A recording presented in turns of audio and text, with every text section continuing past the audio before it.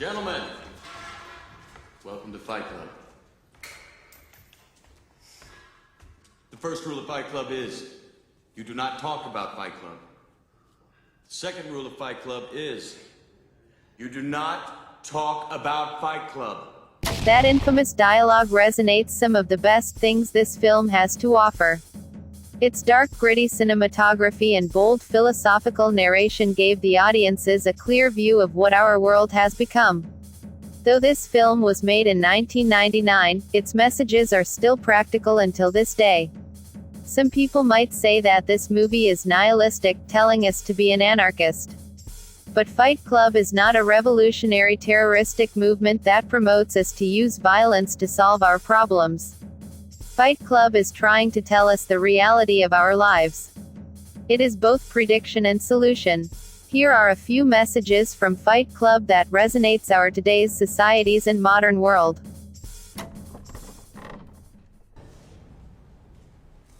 Advertising has us chasing cars and clothes, working jobs we hate so we can buy shit we don't need. Consumerism has become one of the diseases that cripple our society. Materialism and vanity are being fed to us through TV commercials, shopping spree clickbait, online advertising and retailer, telling us that our life won't be complete if we don't buy their products. It's a psychological covert attack to instill the idea that our lives could never be enough. One might say that the excess consumption of goods would somehow increases the financial rise of industrialization and in turns, could propel our civilization to move forward. But really, what if material possession is just a temporary crutches? Slaving away 40 to 50 hours a week so we could brag to our peers in the weekend about our new cars. Our new sophisticated gadgets and clothes become the way we value ourselves. When we use materials to validify the core of our identity, then we are left with nothing but addiction to buy things we don't need to satisfy the feelings we get from them.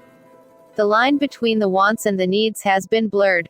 Our money should be put up for some investment or some necessary things. Sticking feathers up your butt does not make you a chicken. Having $1 million car doesn't make you a great man, you're just an ordinary man with an expensive car. A corrupt person could have thousands of dollars in the bank, but if he won't change, he'd still be corrupted. But sadly, our society's perception has been skewed to believe that what they see is what they get. There's more to something than meets the eye. Seeing someone having a cool and happy life on social media doesn't necessarily means that he or she is actually happy. Looks can be deceiving. We're the middle children of history, man. No purpose or place. We have no great war. No Great Depression. Our Great War is a spiritual war. Our Great Depression is our lives. If you're a 30-year-old unemployed man who've been diagnosed with ADD or hyperactivity, you don't need a bunch of therapists telling you that you should be medicated. Medication is the best ways to suffocation.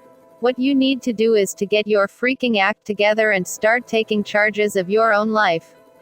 Find your purpose, the why, of your being. Your life's calling won't come knocking on your door if you don't find it.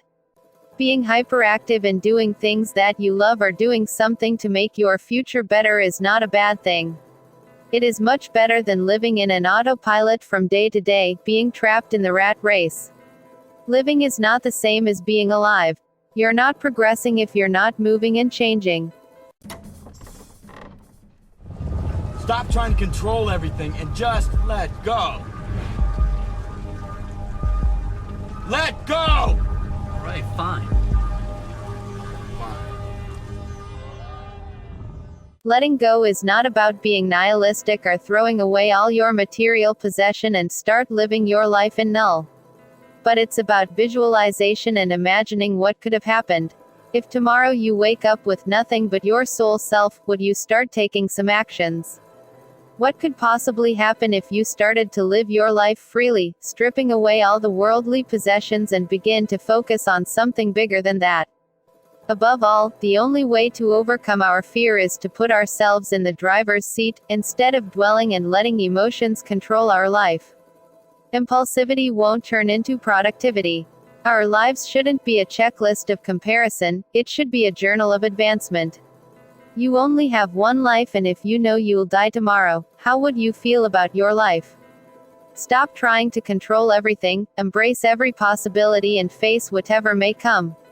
If you have any opinions about what our world today has become, feel free to share it in the comments section below. And don't forget to subscribe, hit the like button, and turn on the notifications so you won't miss our updates. Thanks for watching, and we'll see you in the next session.